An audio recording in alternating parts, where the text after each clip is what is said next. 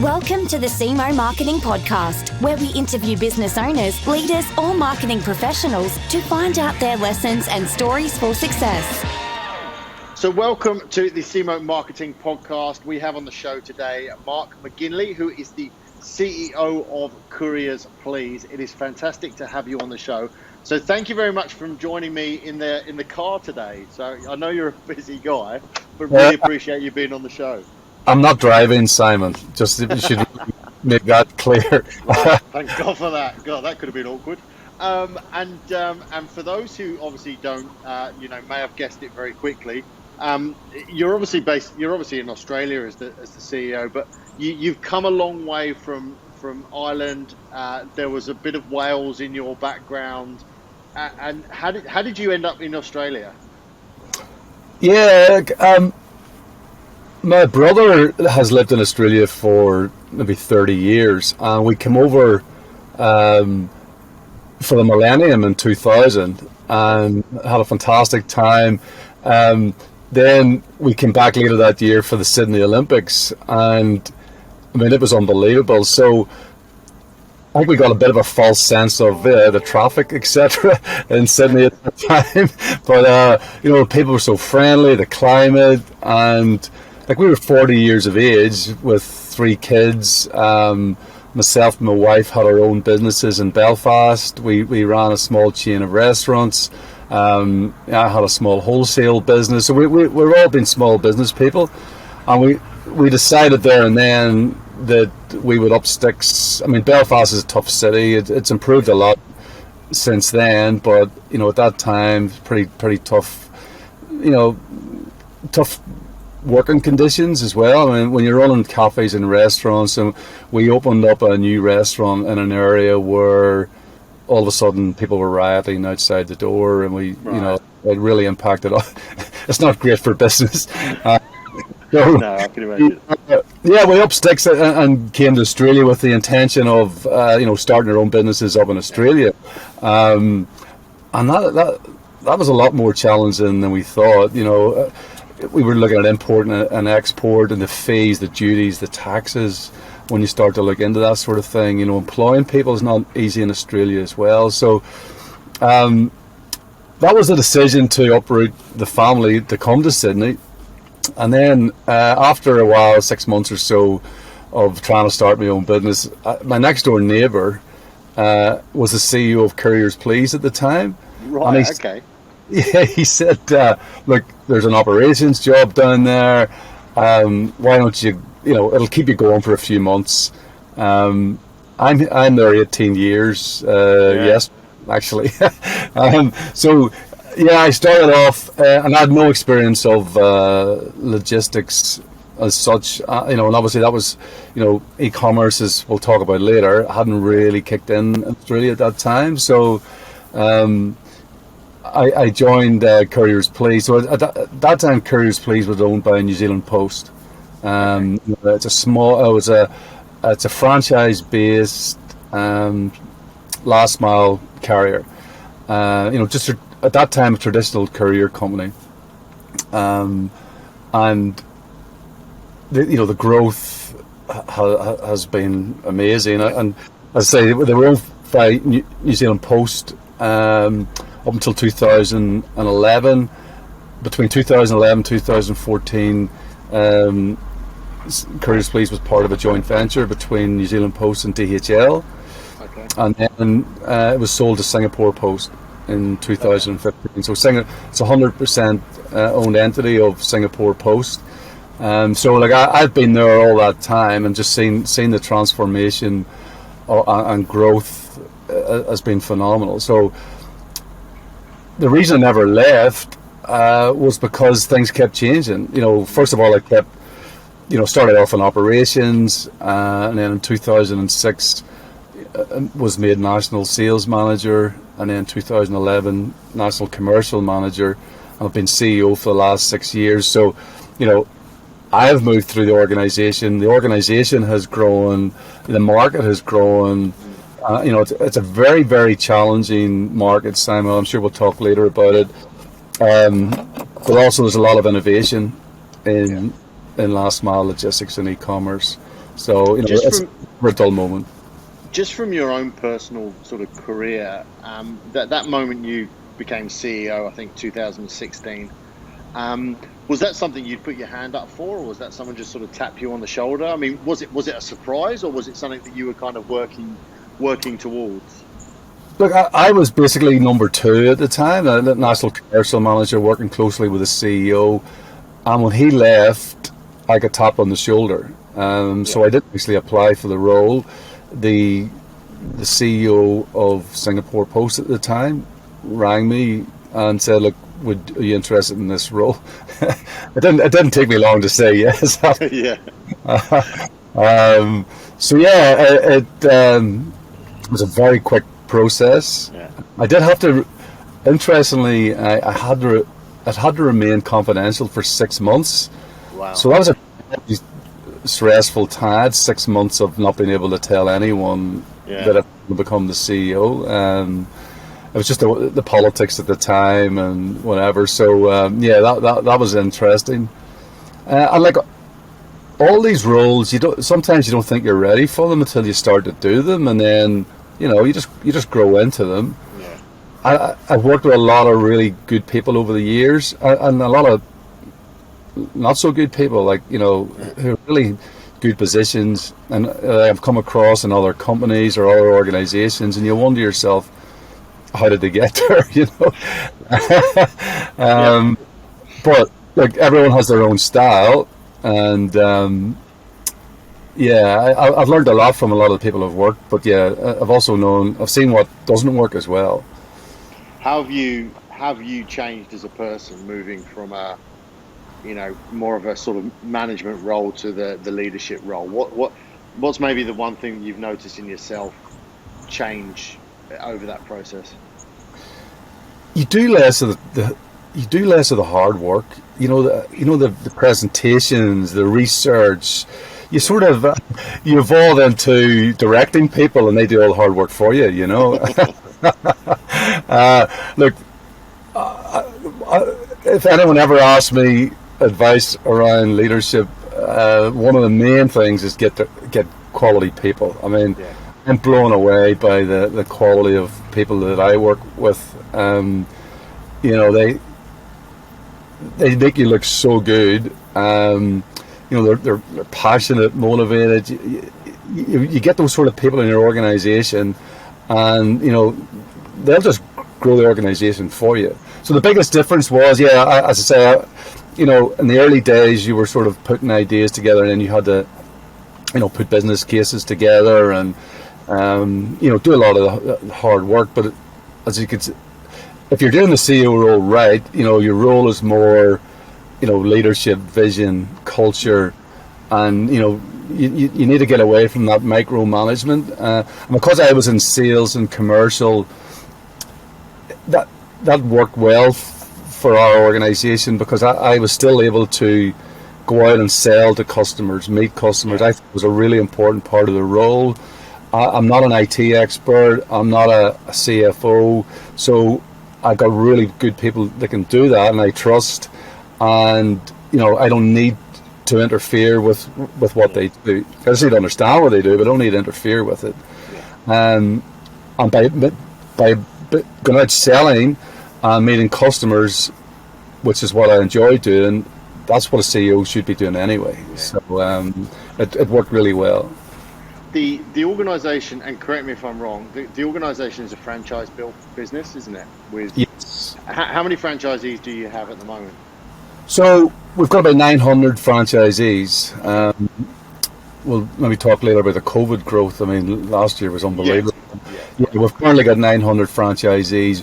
We were originally a contract model, contractors, and the ACCC looked at us around, it was a long time ago now, 2011 maybe, and said, look, you're operating like a franchise. So then we were the largest transformation of a contractor model to franchise model in Australian history at that time. We migrated about 650 people to franchisees in 6 months, and we're a very proud franchise business.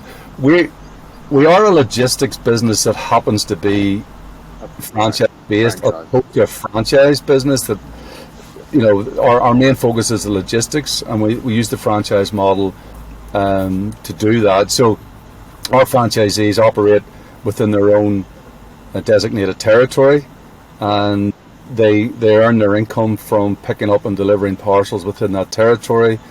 So the harder they work, the more money they earn. And so we have a lot of businessmen, who have maybe 3-4 vans and put on extra employees, and we have a lot of commercial entrepreneurial type franchisees. It's a great business model because they're a small business supporting small business, and they work really well with their customers, same face every day. They're really motivated to grow the business. So it's a really good model. And I guess franchises certainly in Australia have had a bit of a kicking in the last 2 or 3 years, and everybody talks about the bad franchisees who aren't doing the right thing and all that, but very rarely people talk about the good franchisees or the good franchisors. Presumably you must have some very successful people working and making good money as a franchisee for you guys. The one difference, Sam, between us and I think nearly any other franchise business in Australia is we have a minimum earnings that you cannot drop below. So most franchise businesses, and I've a lot of experience in franchising. I was a franchisee in the past. I've been a franchisor, and you buy into a system. So say a coffee shop. Look, you buy into the system, and then the corporation, the franchisor will help you, help you with location, marketing, etc. But then, your success, a lot of your success is down to you, and sometimes you don't necessarily turn over enough money to make that business sustainable, and you're relying on family members typically. It can be a really stressful experience. Where at CP, if you fall beneath a certain threshold, we will top you up financially. Wow. Okay. But the difference between us and a lot of like a coffee shop franchise or restaurant or lots of others, they're not a network. They're individual businesses. We need all our franchisees to be successful, or the network collapses. If I have no one delivering the parcels in a certain area, it impacts everybody. So that's the big difference between us and other franchisees. Look, don't get me wrong, there's e-commerce has really impacted negatively our business model, because we're actually selling our average price is probably half of what it was 20 years ago. 20 years ago, our franchisees we'd be charging $12-13 for a parcel cross town Sydney. The average price is probably half of that now. So our franchisees and us as a company, we're working, I'd say, 3 to 4 times harder for the same money. Due to the rise of e-commerce and the rise of Amazon, free. Because the biggest change since I've been at Couriers Please is the rise of e-commerce and consumer expectations. So consumers, they want choice of location, they want choice of time. So I want a twilight delivery, same day, next day. I wanted a locker. I want it picked up from my home, delivered to my work. They want all this choice, but the one thing they don't want to do is pay for it.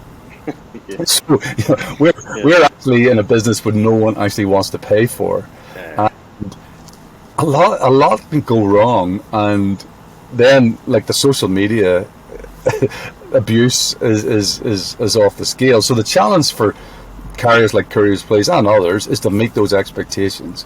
We're under no illusion that if you want to stay in this business, you have to meet those expectations. You can't complain about it. It's the reality. You just have to provide a better service, and when you provide a better service, you hope you can charge more for it. So whereas it's free, somebody has to pay for it, and typically it's the retailers. So the retailers will have to absorb that into their costs. but then the retailers put that pressure on us from a price point of view, because they really struggle to absorb some of this pricing, and you see that quite typically in e-commerce, and it's driven like Amazon especially, I think. So do you think consumer expectations are changing slightly? I kind of feel that maybe 3-4 years ago they were very demanding in terms of time and costs, but are they getting a little bit more relaxed, sort of saying, well, I don't mind if it takes 2 or 3 days to get to me, and I'm a bit more flexible about where it's delivered? Because you've seen the rise of all the sort of, dropping points and all those kind of things. My wife always seems more comfortable saying, well, I'll go and pick it up from the post office. Doesn't really bother me. So do you think that's changing slightly, or do you think the consumer's getting even more demanding? I think what they want is consistency, okay. Simon. It's not about the speed. Yes, there is a market for same-day deliveries and urgent deliveries. And one of the reasons people sort of select that option is because of the certainty of it. Yeah. It's the most likely way that they'll get something in a timely fashion. But they don't really need it that urgently. What they want is, when you say you're going to deliver it, you deliver it. Yeah. It could be the next day, 2 days, it doesn't matter, 3 days, as long as when you say it's coming on Thursday, it comes on Thursday, because people are making plans. If they want to, you leave it at the door. They want to be comfortable that they're going to be back within a certain period of time. The collection points that you mentioned, we partner with a company called Hubbed, who've got over 2,000 collection points, and we are really trying to encourage consumers to use these collection points because, for a number of reasons. One is sustainability. So we've got data that shows, it's about a 36% improvement in CO2 emissions, because our data shows that consumers were going to go there anyway, to these collection points, as part of their journey. So that's a trip saved. It doesn't really make sense for Couriers Please or other carriers to deliver 20 to 30 residential deliveries when all 30 could be delivered at one point. Yeah. So for us, we do get a financial benefit because there's a consolidation. The consumers get the benefit because it'll get there quicker, and it's a good experience. We're not leaving cards. There's no dispute over where the parcel was left. Yeah. Somebody there. It's a safe drop off. And then the third thing is sustainability, and that's a huge trend in our industry at the moment. And you talked about consumer expectations. We've seen a lot of data. The consumers are expecting will invest in sustainable solutions, buy sustainable products, and are looking for a sustainable delivery service as well. Yeah. So that's a big pillar of our strategy at the moment, is our sustainability strategy. But yeah, consumers, I think it's more that they want consistency rather than necessarily a speed. Yeah.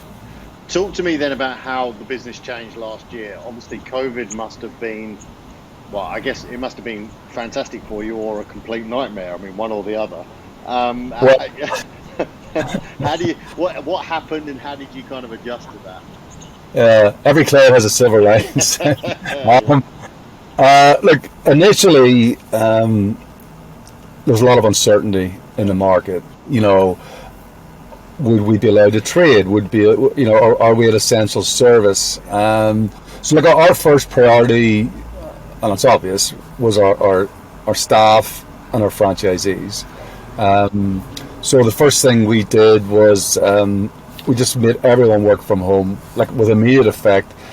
Even though we hadn't got the connectivity on day one, or we hadn't gotten all the necessary equipment that you needed on day one, we just made sure that we would start there, and then our IT people worked weekends and nights getting connectivity.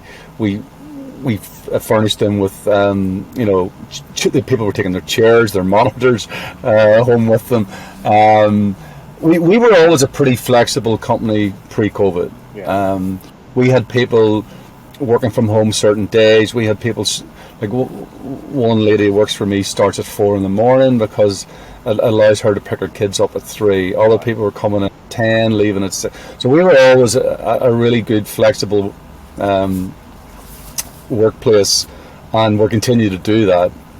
Actually, what we're doing now around work from home is more the mental side of things. So we know physically that you can do your job, but there's a lot of studies around the mental struggles of people working in isolation, no connectivity.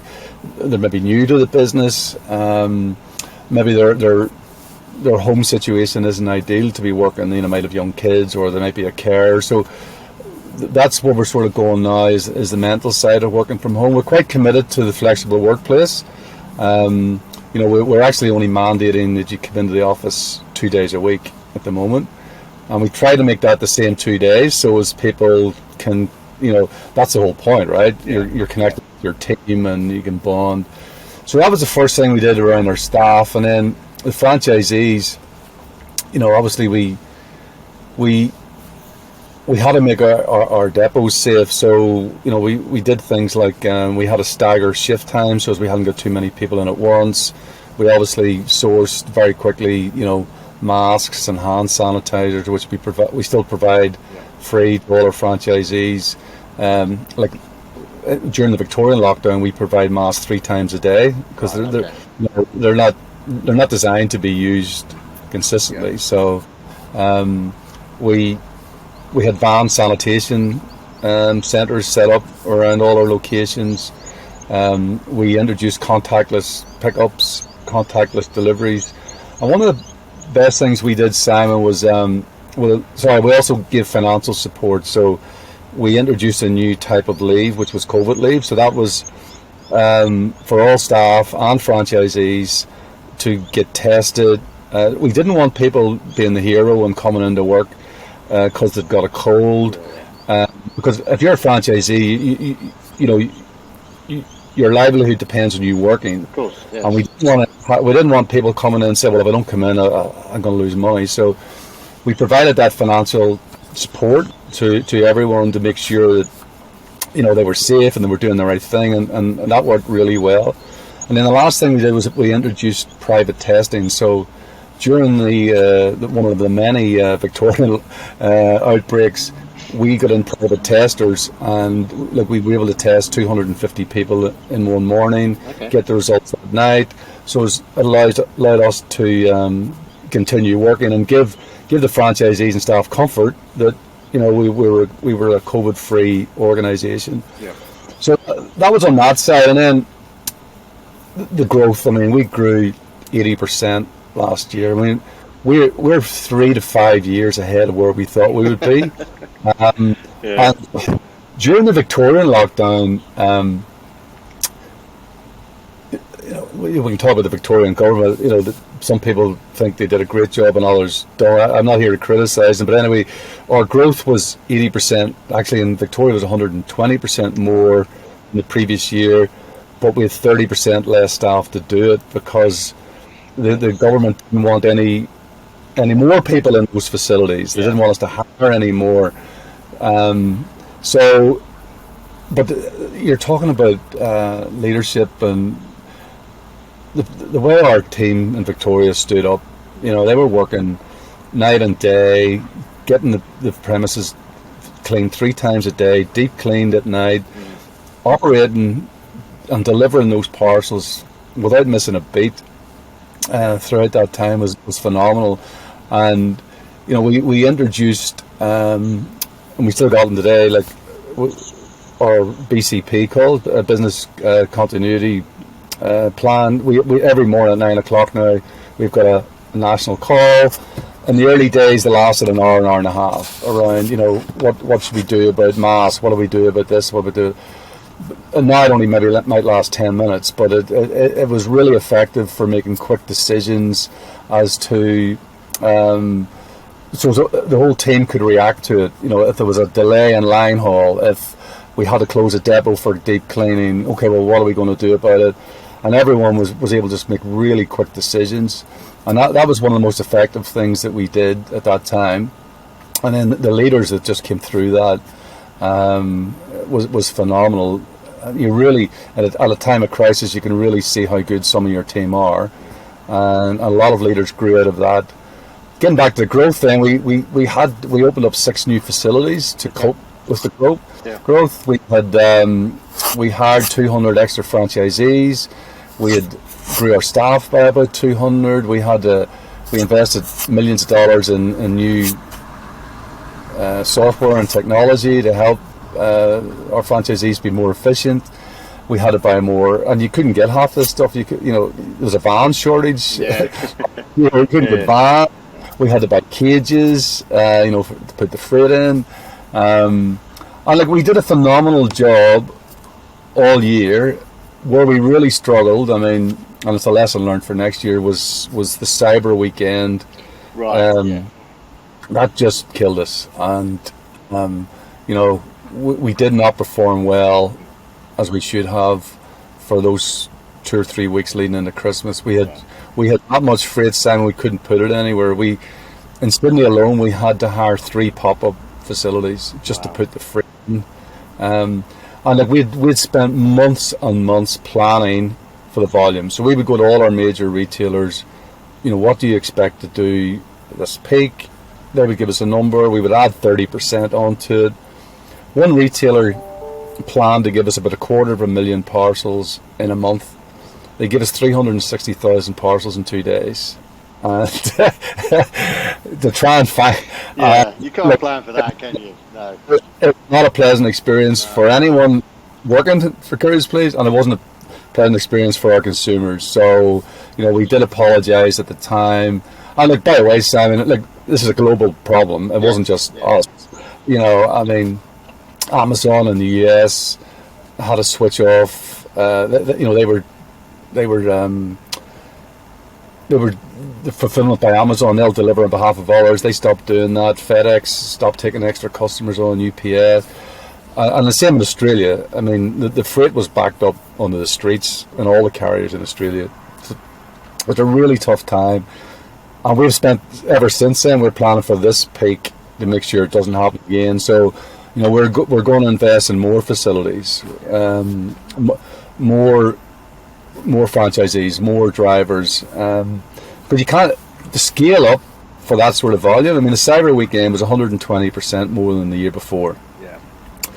And a lot of bricks and mortars retailers have pivoted from maybe 10% of their sales were online last year to about 50% online. Do you see just on that note there, do you see a growth in any particular categories? Obviously you guys don't necessarily understand what's in every package, but I guess you kind of get an understanding of where that growth is coming from. But is there any particular kind of areas that you've seen changing? Is it fashion or electronics or?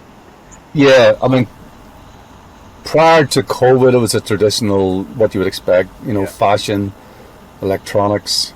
The big trends that we see, maybe slightly short term, was office equipment. Obviously, more people working from home. Renovation sector has gone through the roof. Sportswear, sports goods was another one that went through the roof. But the big two really, and we're not really in that space, is alcohol and food. So many people are ordering their alcohol online, and obviously their groceries online through companies like obviously Woolworths and Coles. So they've grown massively, but it all rose, Simon. I think Australia Post stats show there's 1 million new addresses that they were delivering to last year. Right. And a lot of those people will stick to it, stick online. So yeah, have you seen that trend continue? It's not slowing down. Well, no, it hasn't dropped. It's slowed down, but it hasn't dropped below what it used to be. Okay. Yeah. So it's still, I'd say, 40% more than it was a year ago. but it's not growing double digits from there, right? It's more incremental. So yeah, it has calmed down, but more people are shopping online, and as they get more comfortable with it, I think it's only going to go one way. We're way behind other markets like the US and the UK as regards our percentage of online sales. But look, it's always going to be an omni-channel experience. People love shopping, love touching the goods, and what we're seeing with all our major retailers is, trying to merge their online and bricks and mortars together and give that holistic consumer experience, and that makes perfect sense. Absolutely. There's two more kind of questions I wanted to ask you. I think the first one, I'm trying to work out which one I want to do, which order I want to do these.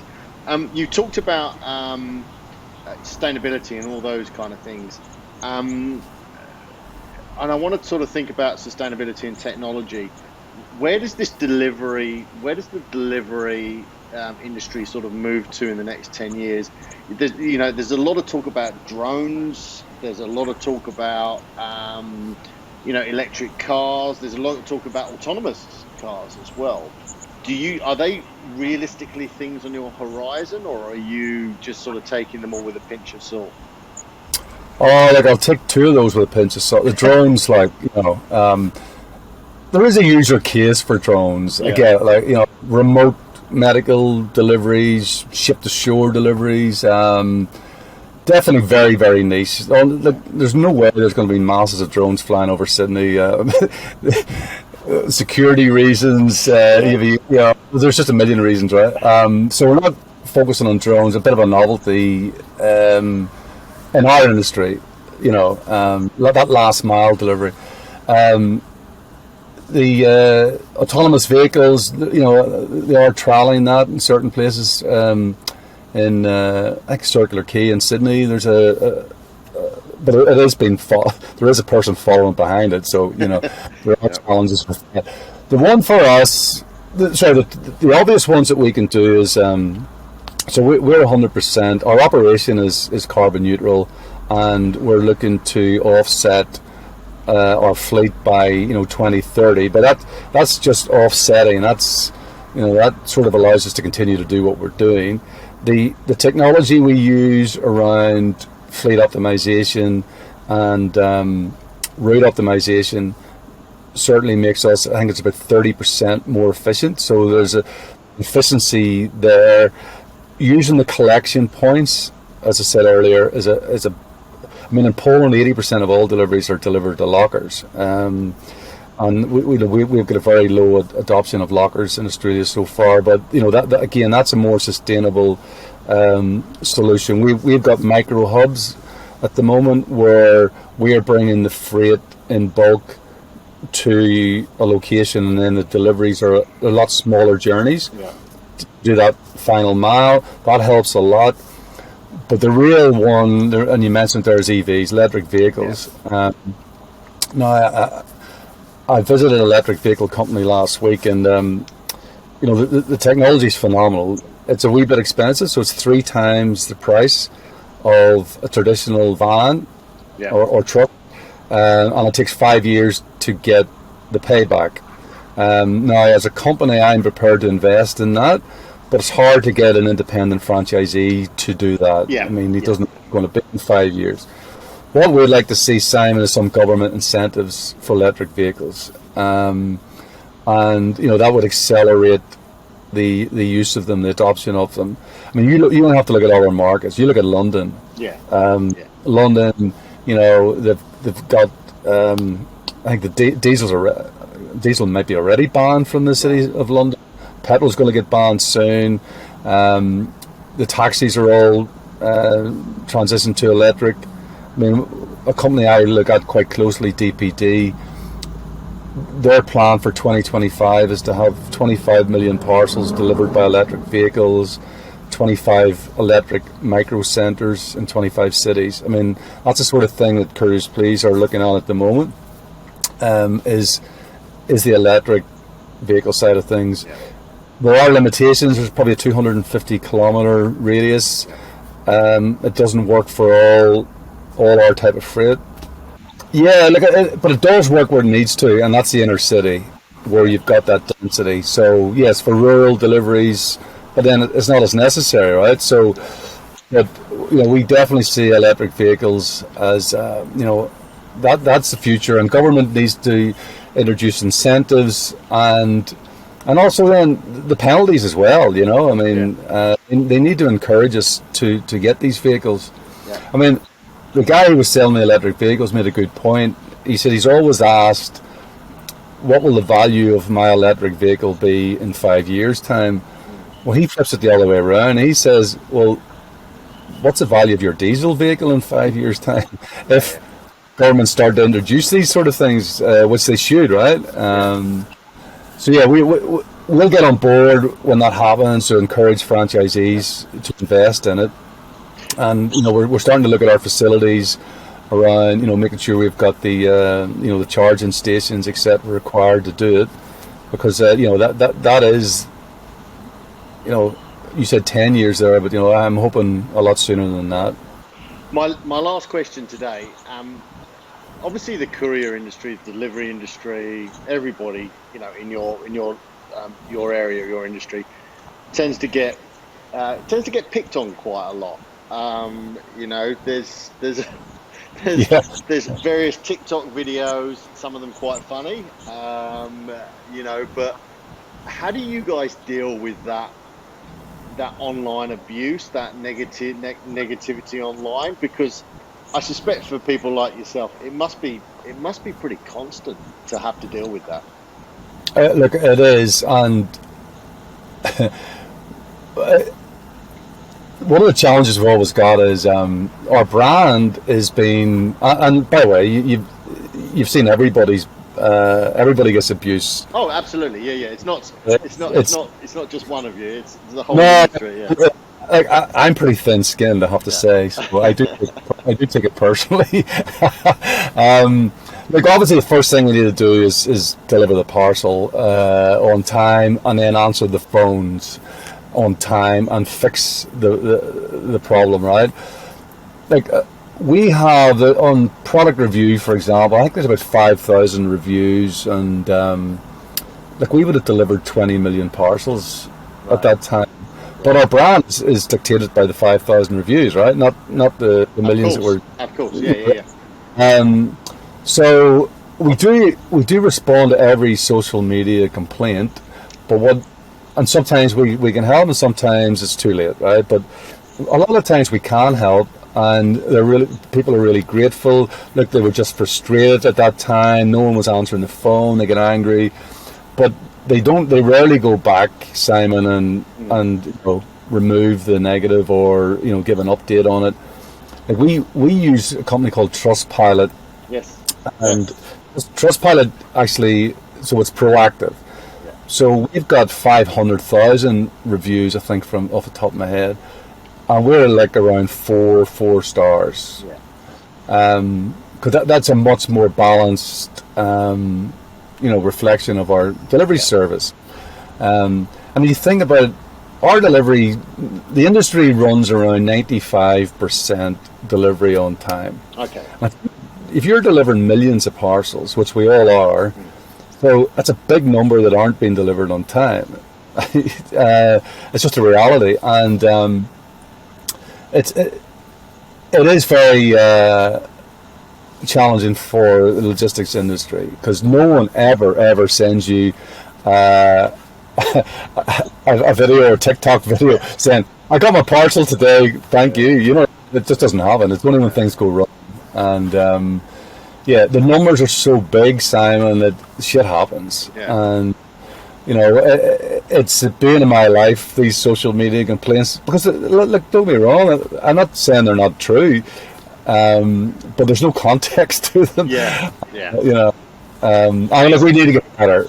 Expectation versus reality. Sometimes it's people expecting things to be there probably in like a 15-minute window or something like that, when it's just those kind of things potentially aren't feasible for what people are expecting to happen.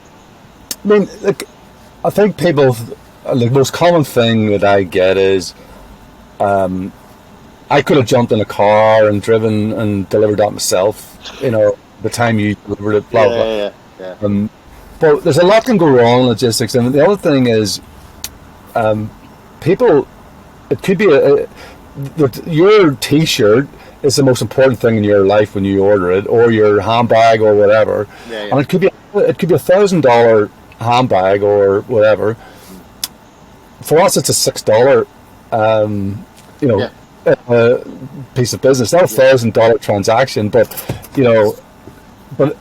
we do represent the brands. If you've ordered that from Nike, we stuff up the delivery. That reflects on Nike, and we understand that. So we're constantly working on it, and we understand it's a huge issue. As I say, it's small comfort that everybody gets hammered. So we're not uniquely hammered, but it's as I say, a lot can go wrong. Logistics, trucks get derailed. Traffic. You look at this. If you live in Sydney or Sydney traffic. Yeah, absolutely. I mean, you can be driving along, trying to deliver a parcel, and Sydney's 7 times the size of London, right? 7 times the size of London. We service Perth, which is a 6-hour flight away. That's like someone in London, servicing New York as part of their network. There's a lot happens. There's a lot can go wrong. You'd be shocked at the number of bad addresses. No, I wouldn't. Honestly, I wouldn't be shocked at all. So I've worked with enough e-commerce companies here in Brisbane. That wouldn't shock me at all. People who can't even type their own right address in. Yeah, I mean, you say 3 High Street, Sydney. Like there's 20 high streets in Sydney. Units are a massive challenge for us. We can't get access to units, and it's not secure to leave parcels where people can steal them. So that's a challenge. And then people say, "Oh, you didn't try." Well, our franchisees don't get paid to try twice. No. They will not go to your house and not try and deliver it because they don't get paid to do that. Do you know what I mean? They can't. So we're not motivated. Our whole motivation is to get that parcel in the consumer's hand as quickly as possible, first time. Every time we don't do that, we lose money because people will ring. Every time we answer the phone, we lose money because the margins are so thin in our business. Every failed delivery is a loss.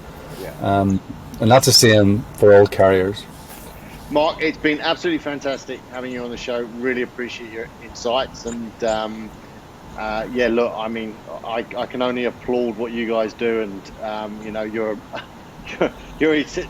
to most people, you're an essential service to the retailers and certainly the people receiving the goods. So, mate, appreciate your thoughts and enjoy the rest of your day. Thanks, Simon. Thanks for having me. Appreciate it. Cheers. Bye.